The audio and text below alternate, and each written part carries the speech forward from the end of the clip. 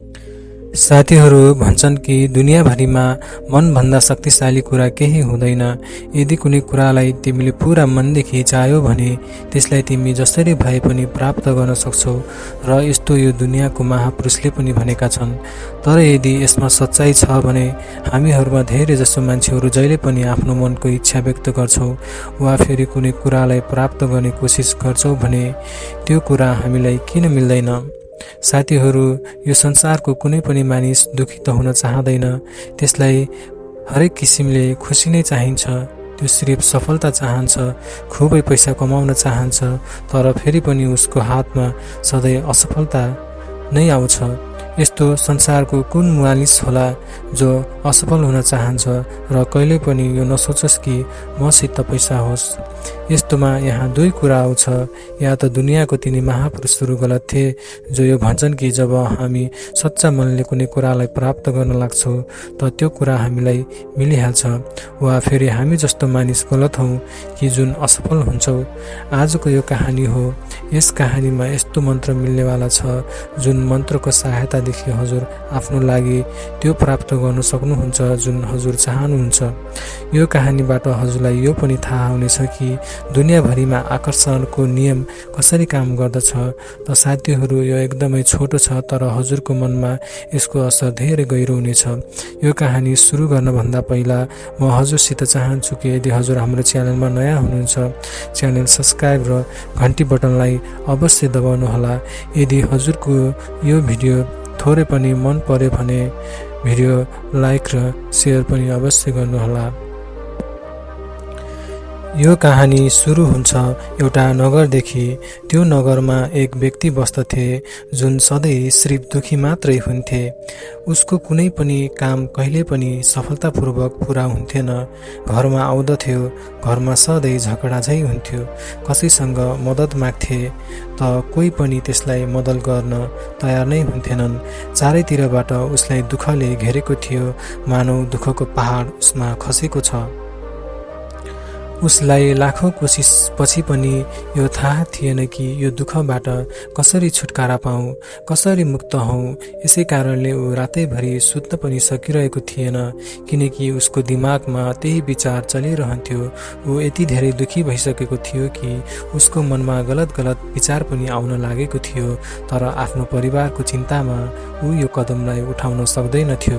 ऊ यति धेरै दुखी भइसकेको थियो कि उसले एक दिन यो निर्णय लियो कि चाहे जे पनि होस् ऊ आफ्नो दुःखबाट छुटकारा पाएर नै छोड्नेछ, चाहे यसको लागि उसलाई जति पनि मेहनत किन गर्न नपरोस्। त्यसैले ऊ एक दिन आफ्नो खेतमा बसिरहेको थियो। तब त्यहाँ उसको एक मित्र आयो र उसले आफ्नो मित्रलाई सारा कुरा भन्छ र त्यसपछि उसले त्यसको हालखबर सोध्यो।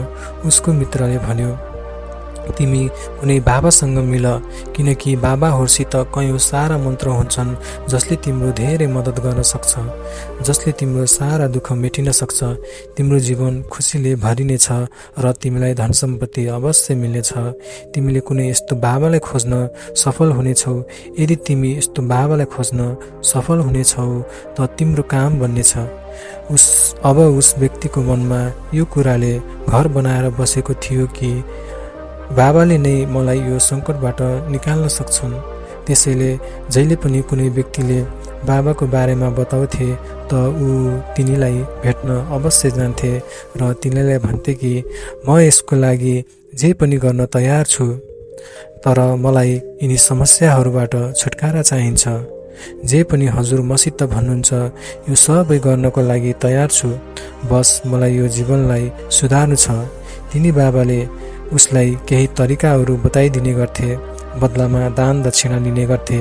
यी तरिकाहरू अपनाएपछि तिम्रो घरमा सुख र शान्ति भरिनेछ।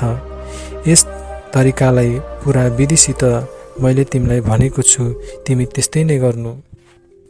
तर धेरै तरिकाहरूलाई अपनाएपछि पनि उसको जीवनमा कहिले पनि केही परिवर्तन आएन। यसको विपरीत उसको जीवनमा अरू धेरै दुःख आउन लाग्यो। बाबासित जान्थ्यो, तिनी केही नयाँ तरिका बताउँथे, बदलामा दान दक्षिणा लिने गर्थे, जसले उसको जम्मा गरेको रकम पनि अब अलिअलि गर्दै खतम भइरहेको थियो र उसको जीवनमा केही परिवर्तन पनि आइरहेको थिएन। यस्तै गर्दै गर्दै उसको मन बाबादेखि अगाइसकेको थियो। उसलाई लागिरहेको थियो कि यो उनको नियन्त्रणको कुरा होइन।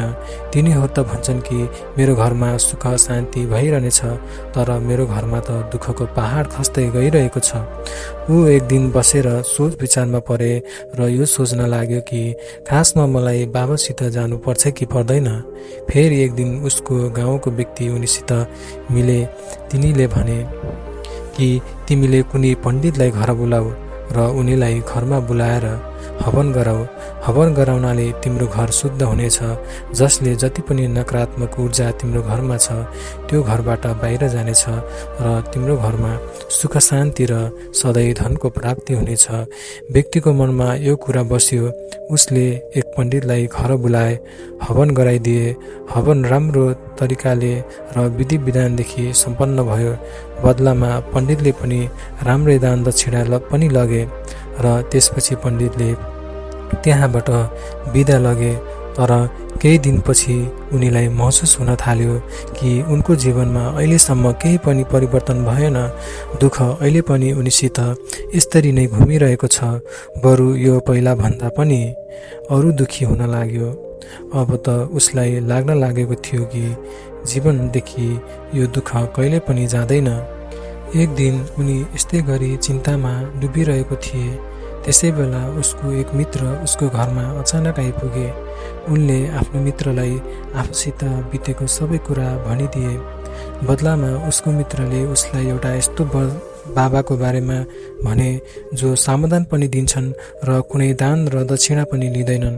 त्यो व्यक्तिले मनमा नै यो सोच्नु सुरु गरिदियो कि जति पनि बाबासँग मिलेको थिए तिनीहरू दान दक्षिणा अवश्य लिएका थिए र त्योदेखि केही काम बनिरहेको थिएन। त यो बाबा थोरै अलग हुन सक्छन्, किनकि तिनीले कुनै पनि दान दक्षिणा लगिरहेको छैनन्। हुन सक्छ यिनी कुनै सिद्ध बाबा हुन् जुन मेरो यो समस्याहरूबाट छुटकारा पाउनमा मेरो मद्दत गर्न सक्छन्। यो सबै सोच विचार गरेपछि उनी त्यो बाबासित गए। जब उनी त्यहाँ पुगे त उनी बाबा ध्यानमा बसिरहेका थिए।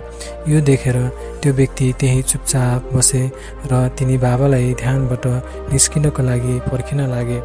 केही समयपछि बाबाले आफ्नो आँखा खोल्नुभयो त हेर्नुभयो त्यो व्यक्ति धेरै दुखी र परेशान भएर उनको अगाडि बसिराखेका थिए। उनको आँखाको तलतिरको कालो भागलाई देख्ने बित्तिकै बाबाले बुझिसक्नु भएको थियो कि त्यो व्यक्ति धेरै परेशान र चिन्तित छ। बाबाले इसारा गर्दै त्यो व्यक्तिलाई सोध्नुभयो कि भन बाबु, तिमी के चाहन्छौ र तिमी मसँग के चाहन्छौ? त्यो व्यक्तिले भन्यो, बाबा, म आफ्नो जीवनदेखि धेरै परेशान भइसकेँ। मैले आफ्नो दुःख र समस्याहरू भगाउनको लागि धेरै कोसिस गरिसकेँ र यसबाट छुटकारा पाउनको लागि धेरै उपायहरू र बाटो अपनाएँ, तर हरेक आइडिया असफल भयो। हरेक बाबाले जुन मलाई भन्दथे त्यो उपाय म पुरै विधि विधानसित गर्थेँ, तर यसको कुनै पनि नतिजा निक्लेन। बरु मेरो जीवनमा अरू दुःख बढ्यो र म अरू धेरै दुखी रहन लागेँ। मलाई थाहा छैन कि म के गरूँ। मेरो मनमा गलत विचार पनि आउन लागेको थियो, तर आफ्नो परिवारलाई हेरेर म आफ्नो यो कदमलाई रोक्थेँ। मैले हजुरको बारेमा धेरै कुरा सुनेको छु र हजुरसित धेरै आशा छ कि मलाई यसचोटि यस्तो मार्ग अवश्य मिल्नेछ जसबाट मेरो यी दुःखहरूबाट छुटकारा मिल्नेछ। म आफ्नो दुःखदेखि छुट्नको लागि जे पनि गर्न तयार छु। हजुर मलाई जुनै पनि उपाय भनिदिनु, चाहे त्यो उपाय जति कठिन भए पनि म त्यसलाई पार गरेर अवश्य देखाउने छु। त्यो बाबाले उस व्यक्तिको सारा कुरा सुने र उनलाई महसुस भयो कि यो व्यक्तिले साँचो भनिरहेको छ। उनले त्यो व्यक्तिलाई भने, बाबु, दुःखलाई हटाउने मन्त्र यत्तिकै मिल्दैन। यसको लागि तिमीलाई धेरै कुरा गर्नुपर्न सक्छ। के तिमीले यसलाई पुरा गर्न सक्छौ? त्यो व्यक्तिले भने, बाबा, हजुरले भन्नु त सही, मलाई जे पनि गर्नु पर्ला म त्यसको लागि तयार छु। यसमा बाबाले त्यसलाई भन्नुभयो कि यहाँदेखि जब तिमी आफ्नो घरसम्म जानेछौ, बाटोमा तिमीलाई आफ्नो मनमा यो दोहोऱ्याएर जानु छ कि म सुखी छु, म सुखी छु, म सुखी छु। बारम्बार आफ्नो मनमा यो शब्दलाई दोहोऱ्याइरहनु, तर मेरो यो कुरालाई ध्यान राख्नु कि यस मन्त्र तिम्रो मुखमा आउनु हुँदैन। यो सुनेर त्यो व्यक्तिले भन्यो, बाबा, यति नै कुरा हो? यो त म यसै गरिहाल्छु, तर मेरो यसमा फाइदा के हुनेछ? बाबाले भने कि यस मन्त्रलाई तिमीले पुरा गरेर त हेर। तैपनि तिमीले यति बाबाहरूलाई भरोसा गरिसकेका छौ जसको तिमीलाई केही फाइदा भएन। मेरो यो सानो कुरालाई मान, तिमीलाई लाभ अवश्य मिल्नेछ। त्यो व्यक्ति मनमा नै सोच्न लागे, भयो यो बाबाले केही दान दक्षिणा पनि लगिरहेको छैनन्, मलाई एउटा सानो त मन्त्र दिएका छन्, भयो म गर्नेछु। त्यो व्यक्तिले भन्यो, ठिकै छ बाबा, म यस मन्त्रलाई अवश्य पुरा गर्नेछु। त्यो व्यक्तिले यो भनेर त्यहाँबाट उठेर जान लाग्यो। त्यही बेला पछाडिबाट बाबाले उसलाई आवाज दिए र भने, जब तिमीले मनमा नै दोहोऱ्याउँदै गर्दा तिम्रो मनमा बाँदरको विचार वास्तवमा आउनु हुँदैन। यदि तिम्रो मनमा बाँदरको एक पनि विचार आयो भने यो मन्त्र सिद्ध हुन पाउने छैन। ती व्यक्तिले भन्न लागे, आजसम्म मलाई कुनै बाँदरको विचार नै आएको छैन भने अब के आउला?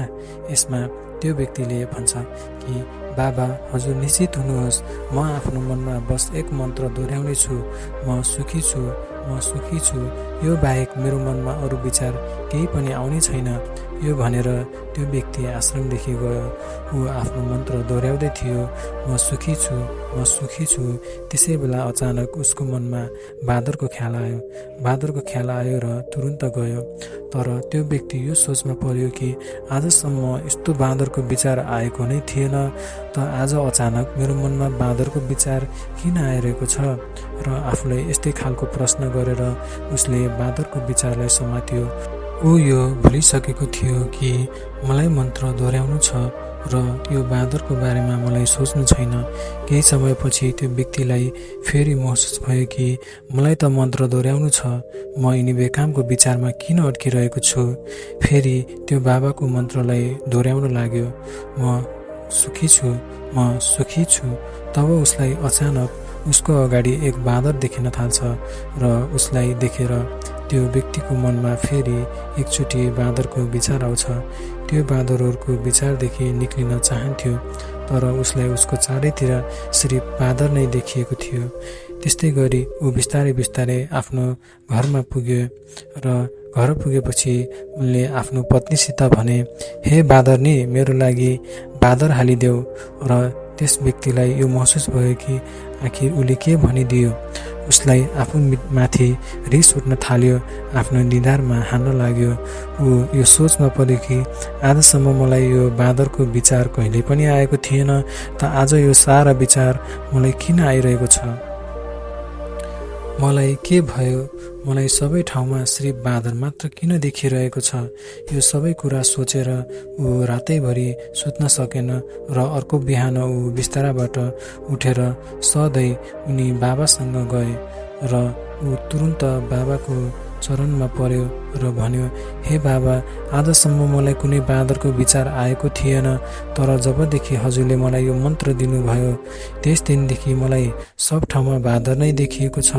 त्यस व्यक्तिले भन्यो, हे बाबा, मलाई हजुरको पछाडि पनि रुखमा बसेको बाँदर केरा खाँदै गरेको देखिएको छ। यो सब के भइरहेको छ? यसमा उनी बाबा हाँसेर भने, बाबु, मनको जाल यस्तो जाल हो जसलाई बुझ्न यति सजिलो छैन। बाँदर तिम्रो हिँड्ने बाटोमा पहिला पनि आउँथ्यो, तर तिम्रो त्यसमा कहिल्यै नजर जाँदैन थियो, किनकि तिम्रो ध्यानमा कहिल्यै कोही बाँदर नै थिएन। तब तिम्रो ध्यानमा आफ्नो सिर्फ आफ्नो दुःख थियो। तिनी बाबाले अगाडि त्यस व्यक्तिलाई भने कि बाबु, हामी जुन कुराबाट पनि टाढा भाग्न चाहन्छौँ त्यो कुरा हाम्रो मनको गहिराइमा गएर बस्छ। असलीमा हामी जुन कुराबाट छुटकारा पाउन चाहन्छौँ त्यो हाम्रो मनमा धेरै गहिरो भएर जुडेको हुन्छ। हामी जति पनि त्यसबाट छुटकारा पाउन चाहन्छौँ त्यो त्यति नै हाम्रो मनमा गहिरो हुँदै जान्छ। भन्न त हामी भनिरहन्छौँ म सुखी छु, तर हाम्रो मनमा सधैँ दुःखको माहौल हुन्छ, दुःखको नै भाव हुन्छ। हाम्रो मनमा सिर्फ दुःख नै दुःख हुन्छ। त्यसैले सिर्फ मुखले यो भनेर कि म सुखी छु यसले केही पनि हुने छैन। जबसम्म तिमी यसलाई आफ्नो अन्तर्मनको गहिराइदेखि भन्दैनौ, त्यसै बेला त्यो व्यक्तिले भने, बाबा, तर यो मन्त्र हाम्रो मनको गहिराइमा पुग्नेछ। यो सुनेर बाबाले भने, बाबु, आफ्नो दुःखदेखि लड्न छोडिदेऊ, किनकि जबसम्म तिमी आफ्नो दुःखसँग लडिराख्नेछौ, त्यसको बारेमा सोचिरहन्छौ र सिर्फ तिमी त्यसैसँग चिप्किराख्नेछौ र तबसम्म त्यो तिम्रो मनको गहिराइमा गएर यत्तिकै बसिरहन्छ। जुन दिन तिमी यससित लड्न छोडिदिनेछौ र सुखको बारेमा सोच्न सुरु गरिदिन्छौ, सुखको बारेमा ध्यान गर्न सुरु गरिदिन्छौ, त्यसपछि तिम्रो जीवनबाट दुःख गायब हुन लाग्दछ।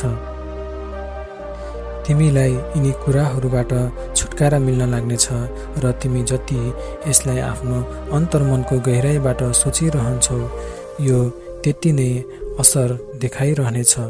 त्यसैले सुखको बारेमा आफ्नो अन्तर्मनको गहिराइबाट सोच, किनकि यो जति तिम्रो अन्तर्मनको गहिराइमा जानेछ, त्यति नै तिमीले यसको असरलाई पनि देख्न सक्छौ।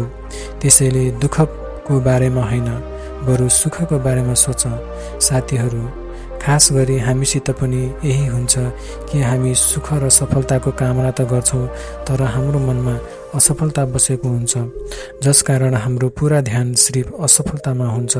हामीहरू त्यसलाई हटाउन त चाहन्छौँ, तर हामी यो भुल्छौँ कि जबसम्म हाम्रो ध्यान असफलतामा हुनेछ, तबसम्म हामीलाई सफलता कसरी मिल्नेछ। हाम्रो सोच र विचार दुःखमा अड्किरहेको छ त हामीलाई सुख कसरी प्राप्त हुनेछ। त्यसैले आफ्नो सोचको दृष्टिकोण बदल्नुहोस्, किनकि जबसम्म हाम्रो आफ्नो मनमा सफलताको भावना हुँदैन, तबसम्म हजुर सफल कसरी हुन सक्नुहुनेछ। किनकि जबसम्म हजुरको मनमा, हजुरको विचारहरूमा सुखको भावनाहरू हुँदैन, तबसम्म हजुर सुखको प्राप्ति कसरी गर्न सक्नुहुन्छ। साथीहरू, आशा छ कि हजुरले यो भिडियोबाट केही न केही सिक्नुभयो होला। त भिडियो लाइक र आफ्नो साथीहरूलाई सेयर अवश्य गर्नुहोला र हामीलाई यस्तै गरी सपोर्ट गर्नको लागि च्यानल सब्सक्राइब र घन्टी बटनलाई पनि अवश्य दबाउनुहोला। यस्तै भिडियोहरूमा फेरि मिल्नेछौँ, तबसम्म आफ्नो ख्याल राख्नुहोला। धन्यवाद।